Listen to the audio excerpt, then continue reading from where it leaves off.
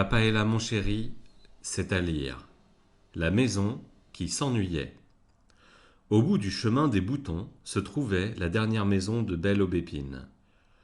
Au milieu de la barrière blanche, un portillon de bois s'ouvrait sur une allée de sable rose menant à l'entrée de la maison. Avec ses deux fenêtres, sa petite lucarne ronde, sa porte de bois verni, elle ressemblait à un aimable visage, et son toit de tuiles roses lui faisait un joli chapeau. Là vivait, au milieu de leurs fleurs, une petite vieille et un petit vieux fort sympathiques. Elle faisait tout son possible pour que la maison soit superbe, elle astiquait les vitres et les boutons de porte, et nouait des rubans aux rideaux, lui ratissait les allées, taillait les rosiers et faisait pousser toute une profusion de fleurs. Tout le monde était heureux, la vieille, le vieux et aussi la maison de se voir si belle. Mais cette petite maison aimait la compagnie, et elle ne voulait jamais demeurer seule. À vrai dire, c'est bien rare qu'on la laissât seule. Quand la grand-mère allait au marché, le vieux grand-père restait au jardin, et quand lui allait faire sa partie de cartes, elle regardait la télévision. Mais un beau jour, ils partirent tous les deux pour se rendre à la foire où ils voulaient faire des achats. Alors la maison, très fâchée, ouvrit sa porte bien grande et un voleur qui passait par là entra et emporta la belle soupière blanche. La petite vieille et le vieux furent bien déçus quand ils revinrent et se demandèrent comment le voleur avait pu ouvrir la porte. À peu de temps de là, ils furent invités à un baptême et partirent avec leurs beaux habits du dimanche. La petite maison était en colère lorsqu'on la laissa seule à nouveau. Alors elle boucha sa cheminée et toute la fumée se répandit dans la maison. Quand les propriétaires revinrent, ils furent affolés de voir de la fumée sortir par toutes les fenêtres. « Grand Dieu! Il y a peut-être le feu chez nous !» s'écria la vieille. Mais ils virent qu'il n'y avait que de la fumée. Ils firent un grand courant d'air pour entraîner cette fumée qui leur piquait la gorge et leur brûlait les yeux, et la petite vieille se remit à tout frotter car la fumée avait déposé de la suie très noire dans toute la maison. « C'est curieux, dit-il.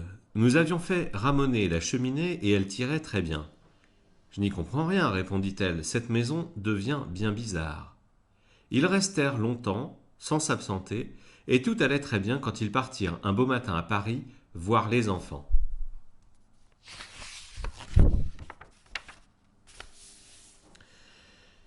Cette fois-ci, la maison était furieuse. Elle boucha ses chéneaux et ses gouttières, et comme il plut pendant les 4 jours d'absence des propriétaires, quand ils revinrent, la maison ressemblait à un arrosoir.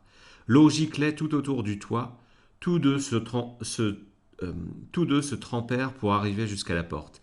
Mais dès le lendemain matin, chéneaux et gouttières de nouveau acheminèrent l'eau sans plus faire d'histoire. « C'est curieux, dit le vieux. »« Je n'y comprends rien, répondit la vieille. Le plombier avait pourtant tout réparé le mois dernier. » Peu de temps après, ils furent invités au mariage d'un cousin et ils partirent bras dessus bras dessous tous les deux dès le matin.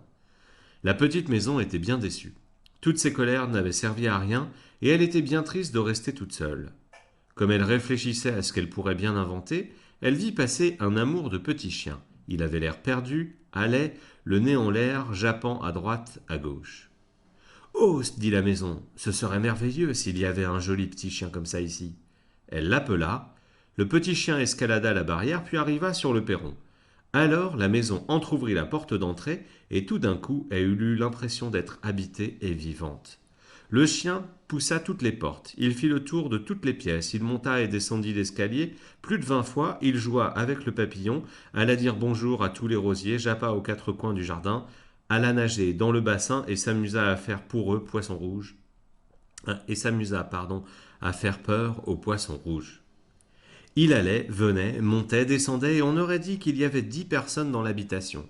La maison était ravie, mais se demandait ce qu'allait se passer quand la vieille et le vieux rentreraient. Peut-être allait-il chasser le petit chien à coups de balai. Aussi fut-elle très inquiète quand elle entendit le sable de l'allée craquer sous leurs pas. Elle avait si peur qu'elle n'osait plus souffler sa fumée et que la grosse horloge qui lui servait de cœur s'était arrêtée de battre. Mais le petit chien prit les pantoufles du vieux entre ses dents et, dès qu'il y eut passé la porte, il les lui donna et lui fit un amical « ouah, ouah », puis alla se frotter près des jambes de la vieille et lui fit tant de grâce qu'elle sourit. « Oh, dit-elle, le joli petit chien, si nous le gardions. »« Je veux bien, il m'accompagnera quand je ferai ma promenade, Et dit-elle, il gardera la maison quand nous serons absents. La maison, elle, ne disait rien, mais elle était très, très, très contente, car elle savait qu'elle n'aurait plus jamais peur et qu'elle aurait toujours un compagnon pour s'amuser. Bonne nuit, les enfants.